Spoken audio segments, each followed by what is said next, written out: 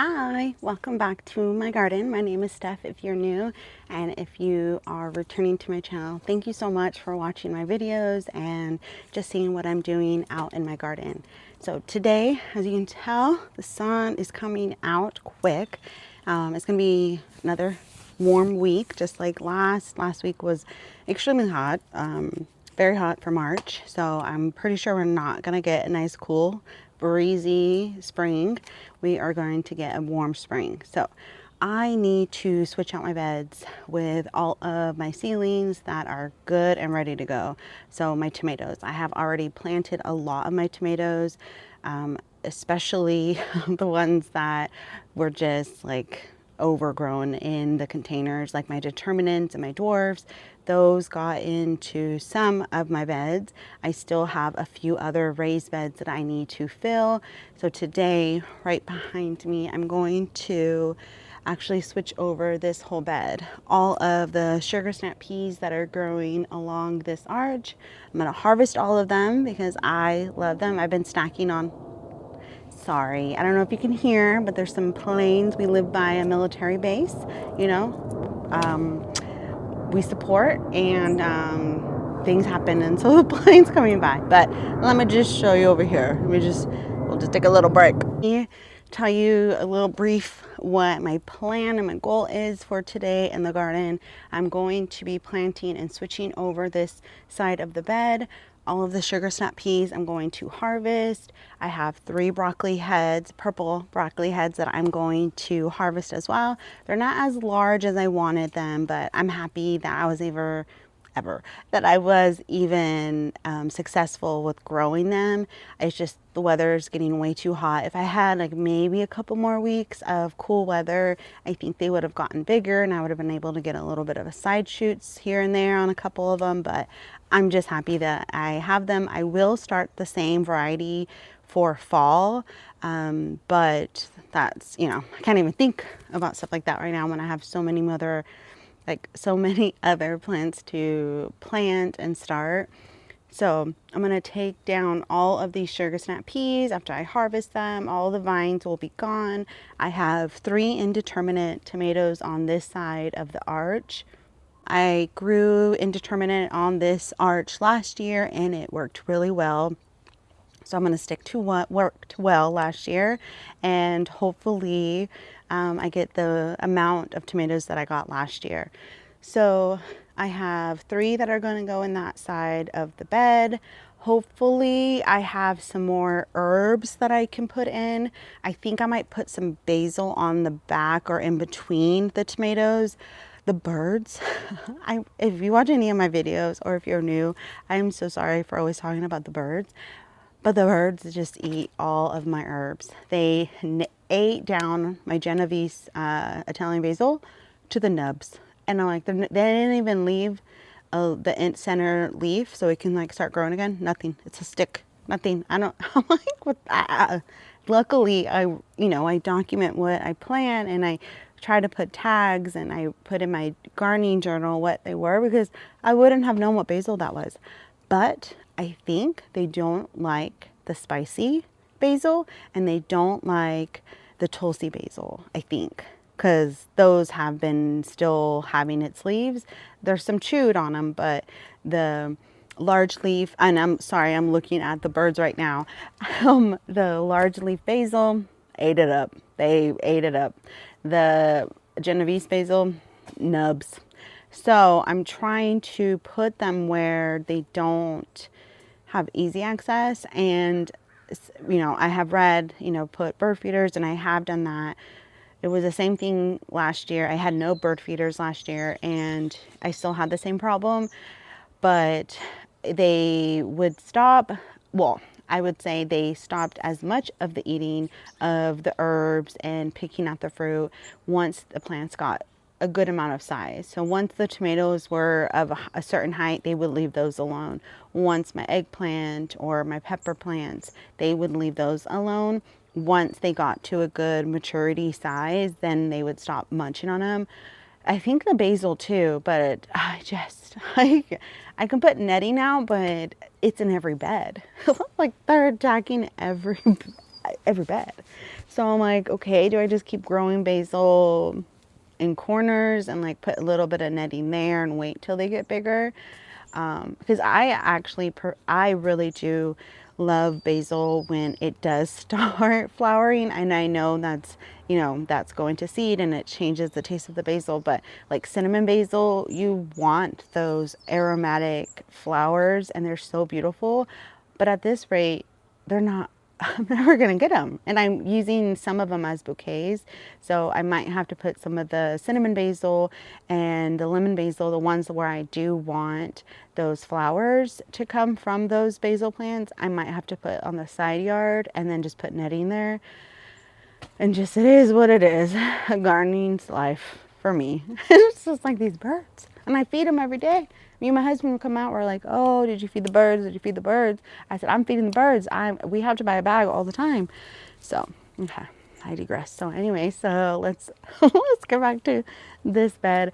I just love it right now. I just wish it was a little bit cooler, but no complaints. You know, California provides such beautiful weather year round. Even the mild winters that we get, it's still nice. It's still cozy. So I cannot complain. I'm able to grow pretty much year round, and that alone is a gift that California and Mother Earth, Mother Nature gives to us here. So I'm very happy. I just want to share. So let me show you what I'm going to plant in my metal raised bed with an arch.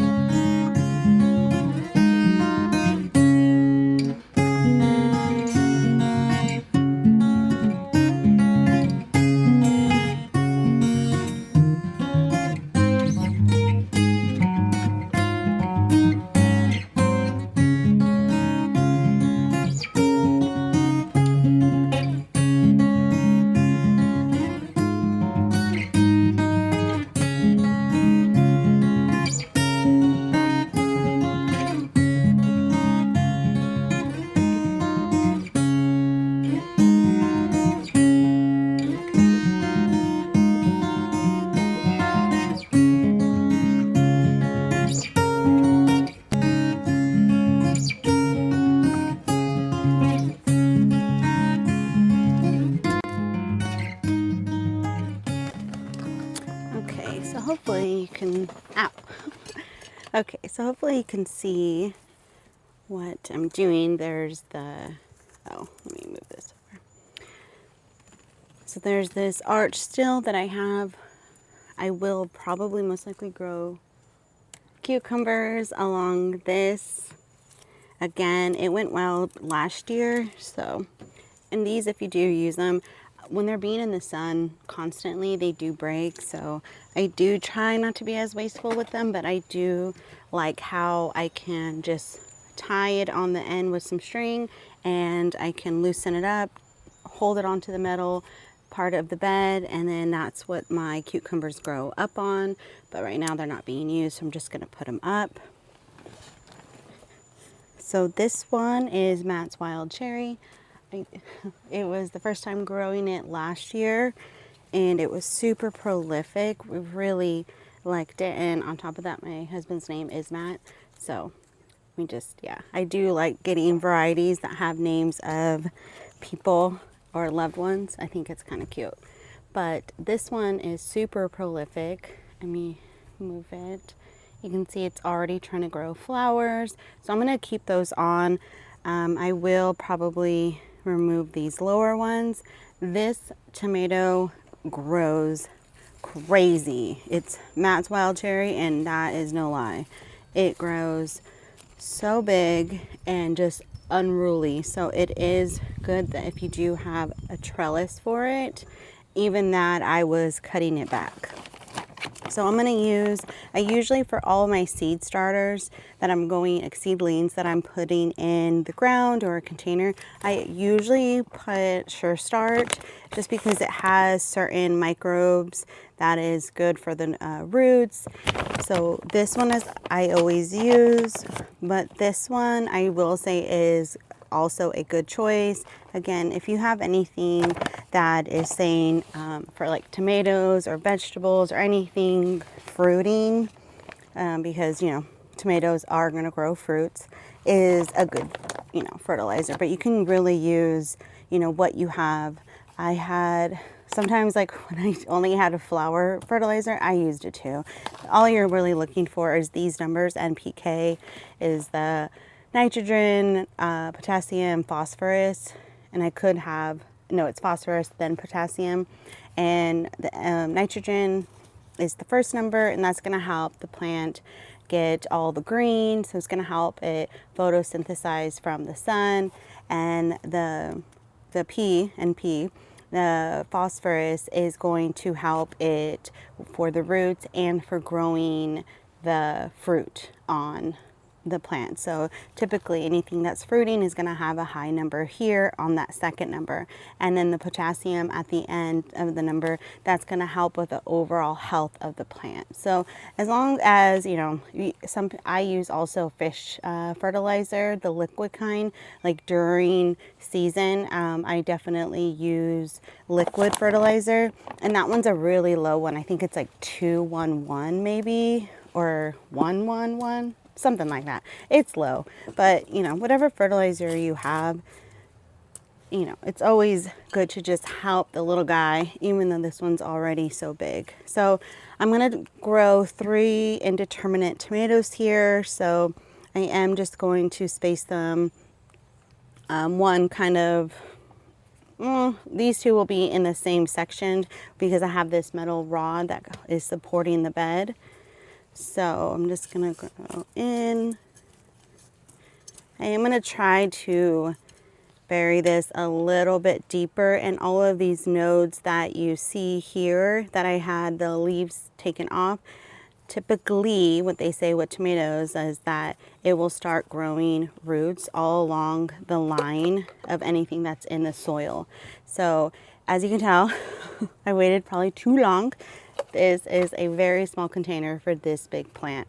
So I just really was trying to go over like my design and where I'm going to plant everything. So that is on me.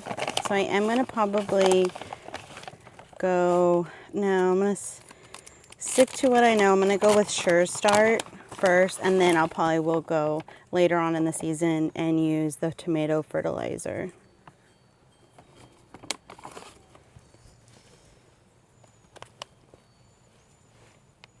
Oh, poor guy, super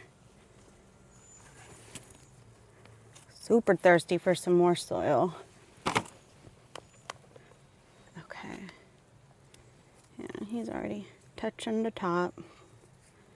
So I think I probably won't put a stake. I usually use a bamboo stake.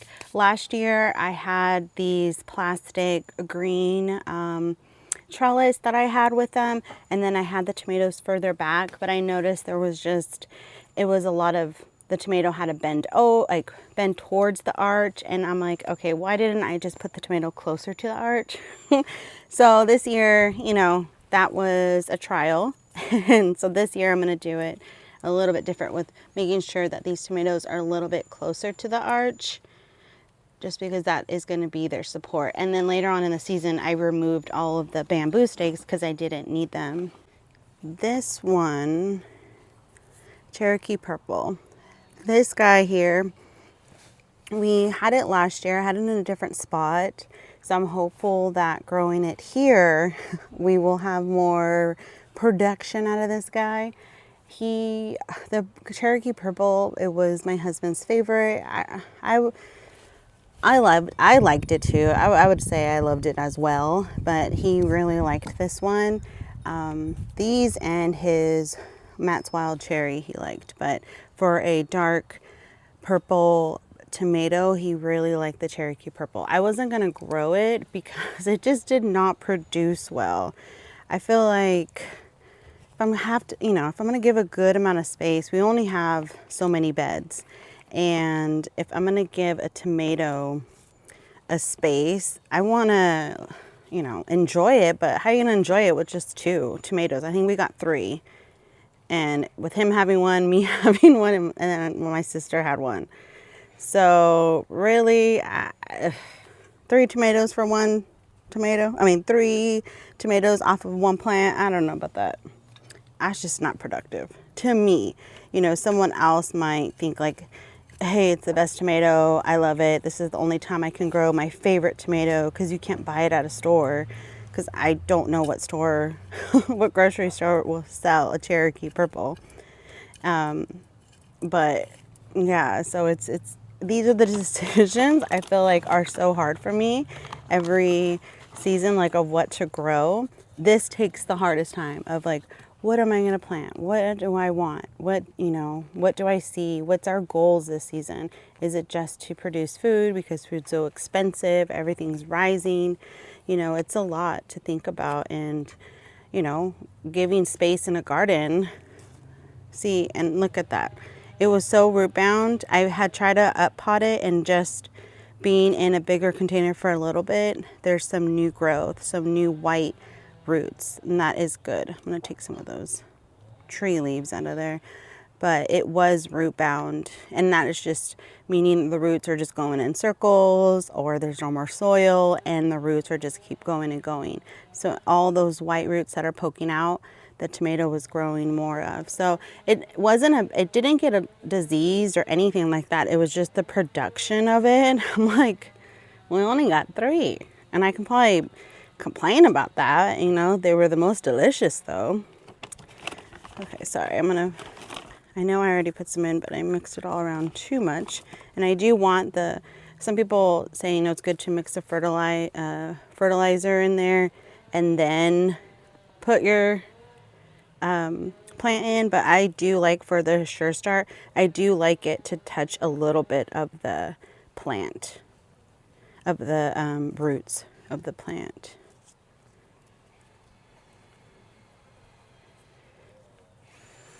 And I probably will, whoopsie, my poor celery, I'm getting buried over there. I probably will add more soil to this bed. Since my husband is out now cutting up wood and everything, he's building a couple more things for me for my flower stand. So I am probably going to ask his help to pick up one of the soil bags and dump it in here, just so then it could be leveled out. But there is the Cherokee Purple.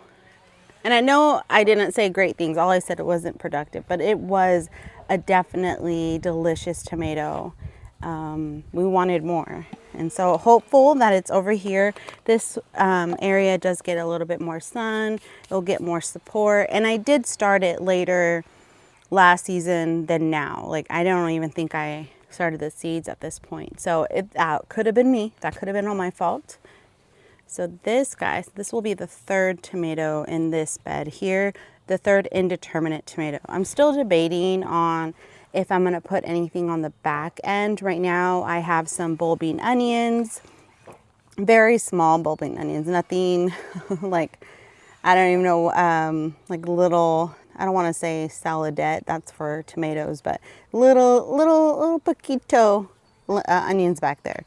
But it does get shaded out once these tomatoes start growing and start taking off.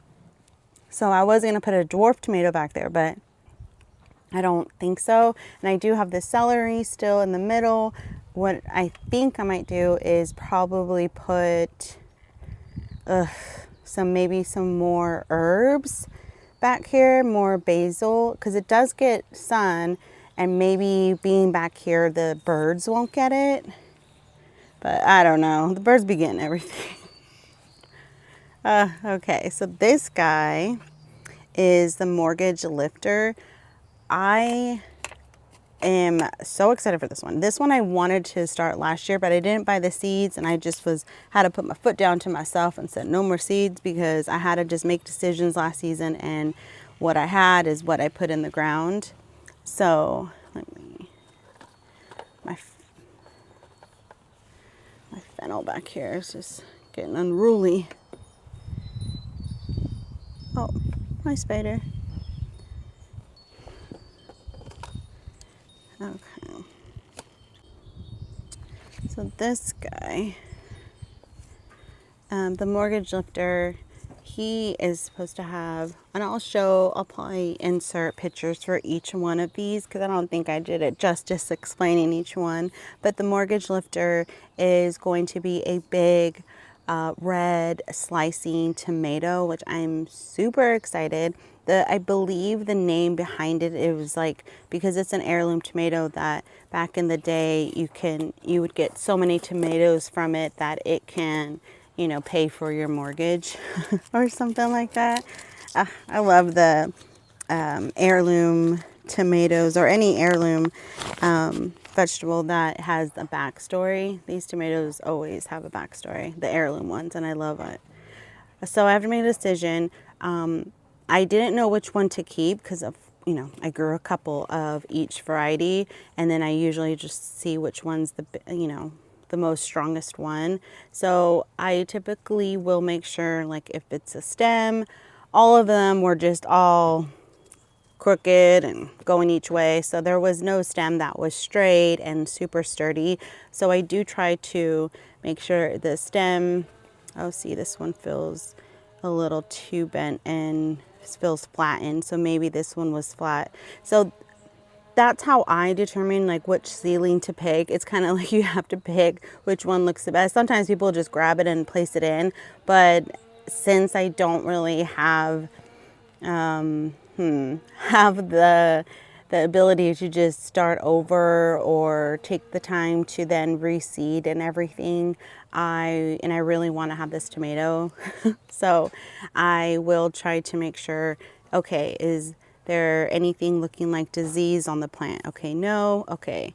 And then I start looking, okay, how many nodes of leaves does it already have? If it has flowers or no flowers, that doesn't indicate much to me, because they are going to grow flowers once you put them in the pocket. In their, you know, designated area.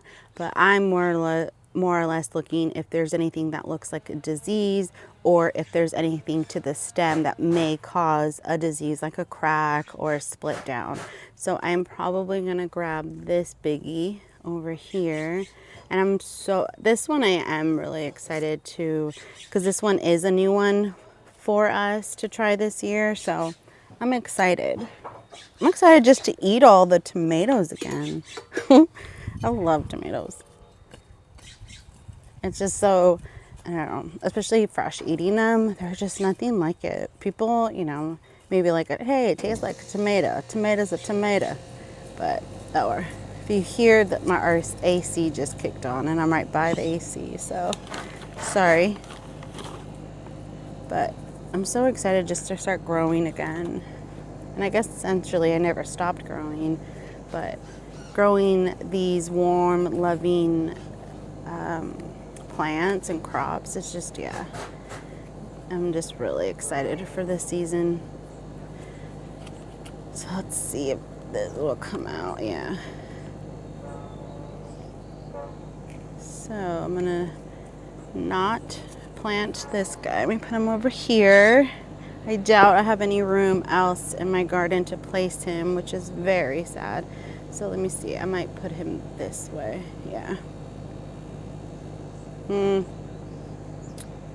Just because he's already leaning towards me, and I do want this plant to be leaning towards the arch. but he's a little shy. He's a little short from touching the arch, but he's pretty sturdy, so I don't think I need a bamboo stake.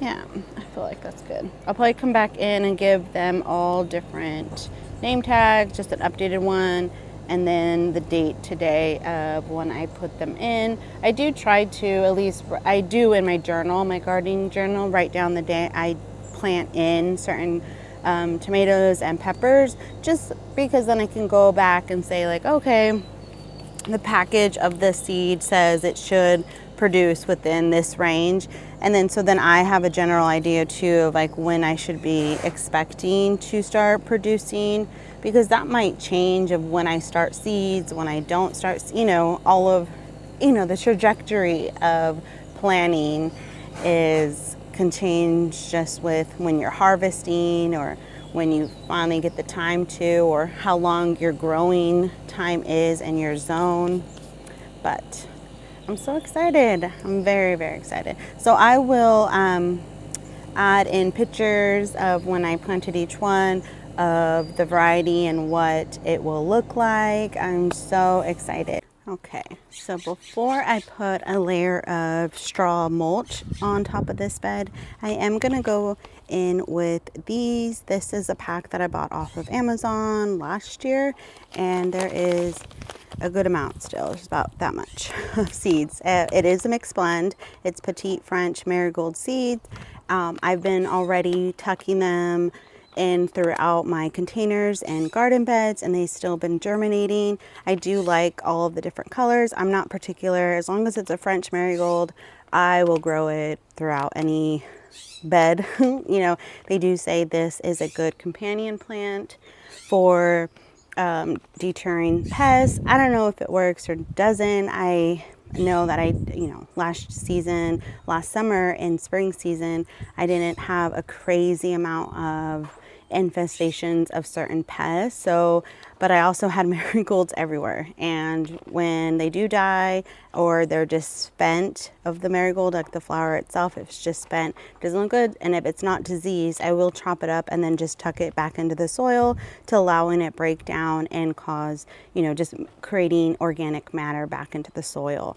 So, and then sometimes, they just be volunteering all around the place. And so if I do see a volunteer and it looks healthy, I will pluck it and then put it somewhere where I don't have a marigold. So I'm just going to put some seeds, sprinkle them throughout this bed. Then I'm going to mulch it with straw, water it all in, and then this bed will be done until I figure out what basil plants I want to put back here, because I think most likely I'll start putting some of the basil that I have left after I have left from my green stock. Okay.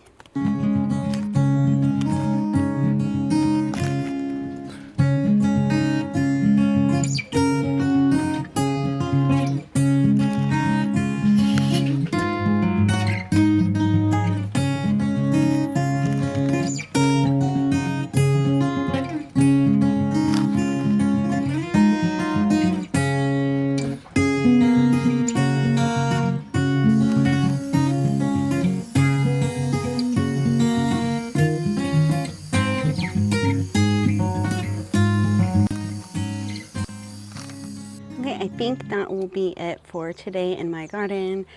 It's hot, and getting out this garden bed and at least half of this arch all harvested from the sugar snap peas was just really on my mind to get it done. So I'm happy that at least these two main beds are completely done, and slowly I'm trucking in there getting all of my beds done and planted out for spring into summer crops, which those are all the heat loving plants that we love to eat, like the tomatoes and peppers and all of the basil and hot loving herbs. So thank you so much for spending time with me in my garden. Until next time, bye.